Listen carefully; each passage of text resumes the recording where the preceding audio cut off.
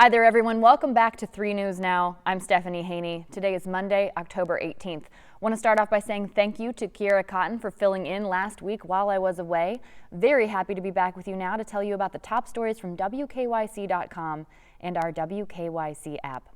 We start off today with an announcement from the family of former U.S. Secretary of State Colin Powell. He has passed away today at the age of 84 due to complications related to COVID-19. Now, his family did want everyone to know he was fully vaccinated, but because of his other health issues, he was particularly susceptible to the virus because of his advanced age and also a history of cancer. He had actually been treated over the past few years for multiple myeloma. That's a blood cancer that impacts the immune system. That's what a longtime aide confirmed to the Associated Press.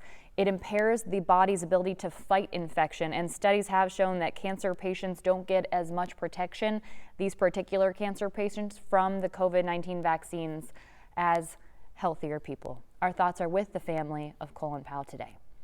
Now let's take a look at the latest COVID-19 numbers here in Ohio. In from the Ohio Department of Health, we've seen a stretch of lower numbers over the past several days, over the past week. Today, 2,810 new reported cases of COVID-19 coming in from the Ohio Department of Health. And the total number of people who have died here in Ohio, 23,327.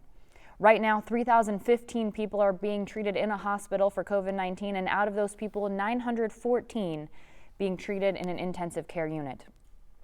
In other health news, we have a health update from our senior health correspondent, Monica Robbins. She will be going back to surgery related to her brain tumor. She talked about this on a special edition of her Health Yeah podcast, and she let people know that yes, the reminder was it was about 2 years ago that she had been diagnosed with a brain tumor, but now she'll have to have surgery again. Now, they had surgery to remove most of it, but they couldn't remove all of it due to the positioning and safety concerns for Monica. She said they had to leave behind 4 tumors, and she'd been getting MRIs every 6 months to make sure that they weren't growing. Well, she did recently find out that one that was in her eye socket, it has spread, it's grown into her sinus and in her bone, so she has to go back in for more surgery. Now, that surgery set for mid-December. She will be working with 3 News up until that point. She wanted to thank everyone for their kindness on social media. She said that it was Northeast Ohio that got her through the first one. She's grateful and deeply appreciative of the healing energy that people sent her way, and she did document that journey for 3 News, being very open, sharing her personal experience. She says, "I'll bring all of you along on this journey too." We wish Monica nothing but the absolute best, sending her all of that healing energy. And again, this surgery will be in mid-December, so we'll be continuing to see her between now and then. And today, this Monday, October 18th, definitely not a victory Monday. If you watch that game against the Arizona Cardinals, it was not a pretty loss. It definitely was not. And something else that we didn't want to see is Baker Mayfield with his shoulder in a sling on Sunday, but he did say this. He says that he's absolutely certain that he'll be able to play in 4 days when the Browns take on the Denver Broncos here at home on Thursday Night Football. But head coach Kevin Stefanski, not so definitively speaking. He says that's something that they'll have time to work through over the next couple of days. He'll take what the medical staff says and what Baker, in this case, says into consideration. He says we do that for all of our players, making sure we make prudent decisions with all of these guys. Now, he didn't miss a snap, but he did exit the game. It was a 37-14 loss to the Arizona Cardinals. Case Keenum came in at the end there. The game was clearly already out of hand, so Case came in at the end to finish it out. This is aggravating a shoulder injury again that he suffered in the Browns' Week 2 win over the Houston Texans. Now, let's talk about some of the other injuries.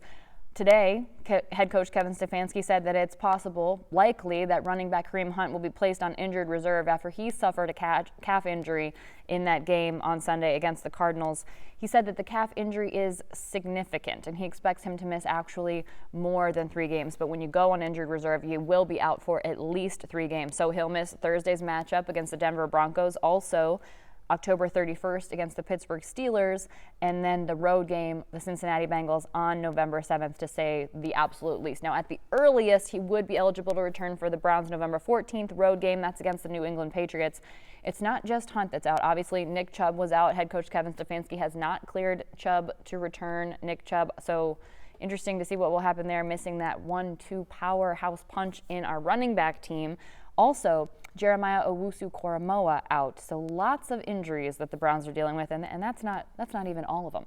But let's turn to more exciting news, happier news. The Rock and Roll Hall of Fame is preparing to induct the class of 2021 here in Cleveland. That'll happen later this month. And now we know some of the presenters and performers who will be there at Rocket Mortgage Fieldhouse. It is quite the lineup, including one of the Beatles. Here's what we know so far. Angela Bassett, she'll be inducting Tina Turner with performances by Christina Aguilera, Mickey Guyton, H.E.R., and Bryan Adams. Taylor Swift will induct Carole King with performances by Taylor and Jennifer Hudson. Drew Barrymore will be inducting the Go-Go's. Paul McCartney will be inducting the Foo Fighters. And Lionel Richie will induct Clarence Avant for the Ahmet Ertegun Award. And that's not even the full list, the Rock Hall said in an email. So believe it or not, there will be more. We're waiting with bated breath to hear what those might be. The induction ceremony is on Saturday, October 30th. Tickets are still available, and if you can't get there in person, it will be streamed on HBO and HBO Max. That'll be on November 20th. There'll be a radio simulcast. Get all of those details on WKYC.com, and if you want to take a look at all of the inductees, head to WKYC.com and the WKYC app for that as well. Speaking of music, country music star John Rich of Big and Rich and Lone Star. He's the guest on my 3 Things to Know podcast this week because he's coming here to Ohio on November 10th. He will be here for a special concert benefiting recalibrated veterans. This is a term coined by Travis Mills of the Travis Mills Foundation. He was a staff sergeant in the military. He's an incredible person. He is one of only 5 people who served in Iraq, lost all 4 limbs, and has survived. And so he has now dedicated his time and energy to the Travis Mills Foundation, where he provides services, entertainment experiences, and all just kinds of resources for recalibrated veterans, which are veterans who have lost a limb while serving in combat. So that'll be on November 10th, and it's going to be a great show. There'll be an opportunity to meet and greet him, and with special guest Bernie Kosar. He'll be there, so you'll have an opportunity to meet and greet Bernie Kosar as well. This is at the Lorraine Palace Theater on November 10th. I talk all about it with John on the 3 Things to Know podcast, so go ahead and check that out. You can find it at WKYC.com/3thingstoknow. It's also on our WKYC YouTube page and on every podcast platform, so check that out. Okay, here's a couple announcements that we need to know as we are looking forward to the winter season. The Ohio Department of Transportation is having a hard time finding snow plow drivers. They have 500 positions open across the state of Ohio. Yikes. If you've lived through an Ohio winter, you know how messy those roads can get. So if you know someone who's interested in a position like that, or if you yourself are interested in a position like that, head to WKYC.com, check that out. 500 positions open. That's going to be a tough one if they can't get those positions filled to clear those roads. Amazon is also looking for people. They have announced 150,000 seasonal jobs as we head into the holiday gift giving season, and hundreds of those are available right here in Cleveland. So make sure you check out WKYC.com for that information as well. Something else that's coming up very soon, Wild Winter Lights is returning to the Cleveland Metro Parks Zoo. This is their holiday season walkthrough and also a drive-through option this year. It'll run from November 16th until January 2nd. The zoo will be transformed into a winter wonderland with 1 million lights. You know that's going to be absolutely beautiful. So as I said, you could do it on foot or you can drive. That's something that was introduced over the past year and a half when we had to be a little more separate. People seem to like it, so they are keeping it. So here are what the tickets will cost you. For zoo members, it's $18 a person or a 4-pack for $54. For non-members, it's $20 per person or a 4-pack for $60. So you're getting that 4th ticket basically free with that 4-pack. Children ages 2 and under are free. And if you want to drive through, it's $54 per vehicle. Non-members pay $60 per vehicle. One more thing to tell you about before we go here. Look, Sunday started out with so much promise before the Browns fell to 3-3. And let's have a little perspective here too. By the way, the Kansas City Chiefs, which went to the Super Bowl last year, they didn't win, but they went. They're also 3-3. I'm just saying, let's not all jump ship right now. But before the game happened, before that 37-14 loss to the Cardinals, everyone was at the Muni Lot tailgating. We have your tailgating pictures up on WKYC.com.